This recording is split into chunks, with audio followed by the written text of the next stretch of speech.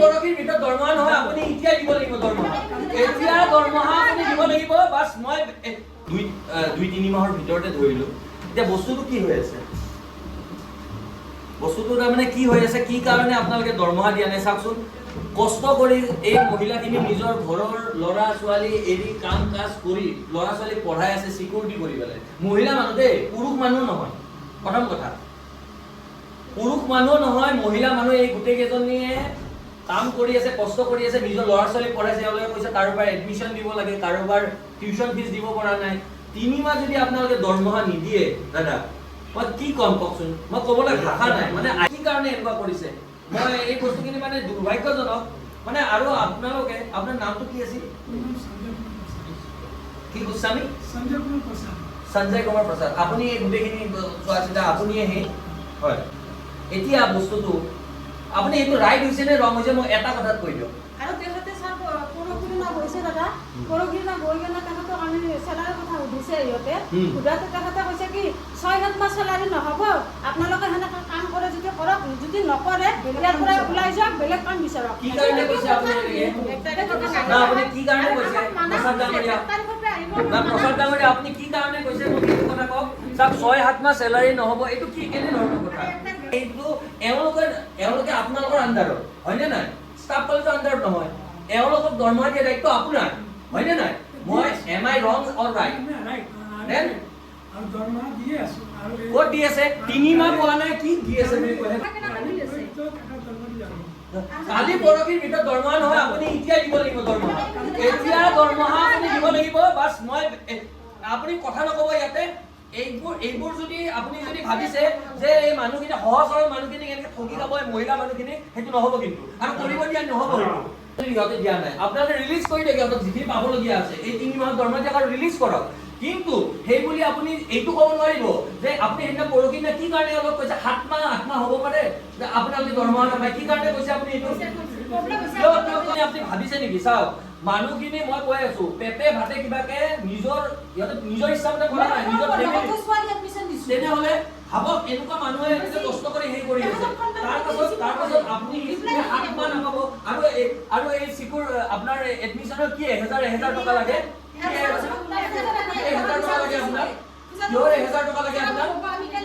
এওঁলোকৰ চেলাৰীৰ পৰা আপোনালোক 1000 টকা দিব লাগে কি কাৰণে দিব এওঁ চেলাৰীৰ পৰা আপুনি সেইটো কথা কিয় কৈছে কিয় কৈছে প্ৰসাদ ডাঙৰীয়া মই আপোনাক সুধিছো 1000 টকা আপোনালোকে কিয় লাগে আপুনি গম পায় নেকি মই গম নাপাওঁ মই নতুন আছে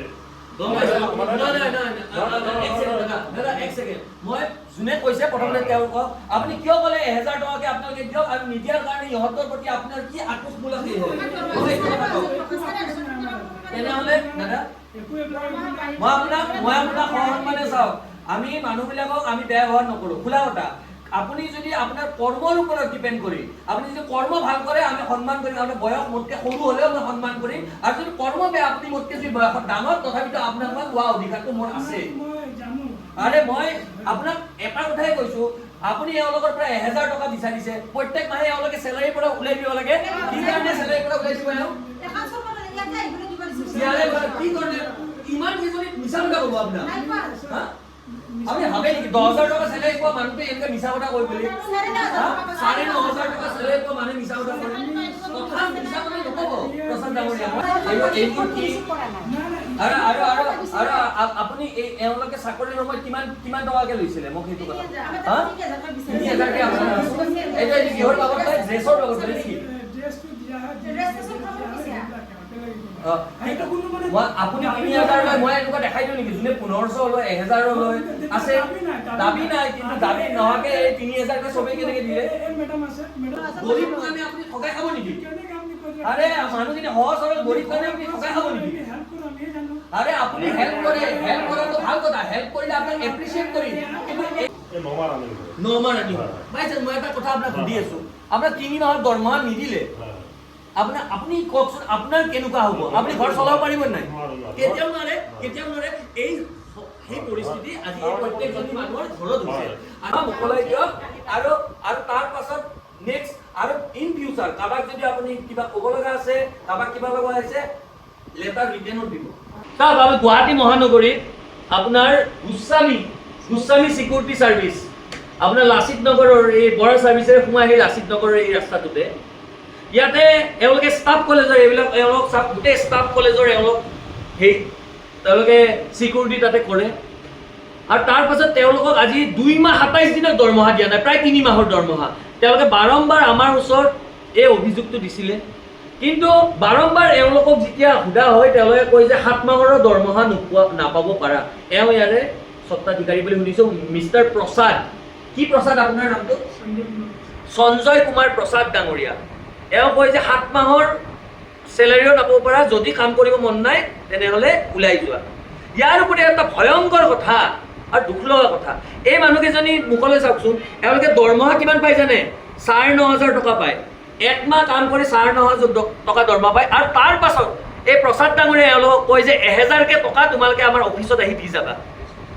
কেছ পইচা কি কাৰণে? ড্ৰেছৰ নামত 3000কে লোৱা হয়, 1000কে আকৌ এওঁক দিব লাগে। সেনেকুৱা ধৰণৰ কথা বতৰা এওঁলোকে কৈছে গোটেইবোৰে। এনেকৈ গুৱাহাটী মহানগৰীৰ চিকিউৰিটি ছাৰ্ভিচবোৰ চলি আছে নেকি? এনেকৈ এওঁলোকৰ মুখৰ ফালে চাওক। আজি এতিয়া তেওঁ প্ৰতিশ্ৰুতি দিছে যে কালিৰ ভিতৰত এওঁলোকক দৰমহা দিব। কি কাৰণে এনেকুৱা ধৰণৰ ঘটনাবিলাক ঘটি আছে? সাধাৰণ খাটি খোৱা মানুহ এইবোৰে 9,000 8,000 টকা দৰমহা গোটেই মাহজোৰা ৰ'দ বতাহ বৰষুণ নেওচি তেওঁলোকে কষ্ট কৰে নিজৰ পৰিয়ালৰ কাৰণে, নিজৰ ল'ৰা ছোৱালীৰ কাৰণে। আৰু তাৰ পাছত যদি এনেকুৱা ধৰণৰ গোটেই মাহটো কষ্ট কৰাৰ পিছত এনেকুৱা ধৰণৰ ফল পায়, য'ত 3 মাহৰ দৰমহা নোপোৱাৰ দৰে এক অবান্তৰ ঘটনা ঘটে, আজব ঘটনা ঘটে। কাম কৰিব তাৰ পাছতো পাৰিশ্ৰমিক নাপাব, এনেকুৱা ধৰণৰ কি কাৰণে কথা? এই প্ৰসাদ ডাঙৰীয়াহঁতৰ দৰে মানুহবোৰৰ কি কাৰণে এনেকুৱা মানুহক এনেকৈ খুলি খুলি খাইছে এটা নুবুজা হাতৰ। আৰু এতিয়া আমি উপস্থিত হোৱাৰ পাছত এখেতে কথা দিছে যে কালিৰ ভিতৰত তেওঁলোকে দৰমহা দিব, কিন্তু এওঁলোকে যেতিয়া কথা কৈ আছিলে তেওঁলোকে কৈ আছিলে যে 7 মাহৰ দৰমহা নাপাব পাৰা। কাম কৰি থকা তেওঁলোকে 7 মাহৰ নাপাব পাৰা। এওঁলোকৰ কি ঘৰ সংসাৰ নাই? এওঁলোকৰ পেট নাই? এওঁলোকে ঘৰ সংসাৰ চলাব নালাগিব? ল'ৰা ছোৱালীক চলাব নালাগিব? খুৱাব নালাগিব? পিন্ধাব নালাগিব? উৰাব নালাগিব? এওঁৰ কাৰণে পইচাটো পইচা, কিন্তু এওঁলোকৰ কাৰণে এওঁলোকে কাম কৰি থাকক কিন্তু পইচা নাপায়। ডাঙৰ কথা। সজাগ হওক, সচেতন হওক প্ৰত্যেকজনে, কাৰণ এওঁলোকৰ লগত আজি যি ঘটিছে হয়তো কাইলৈ আপোনালোকৰ লগতো ঘটিব পাৰে।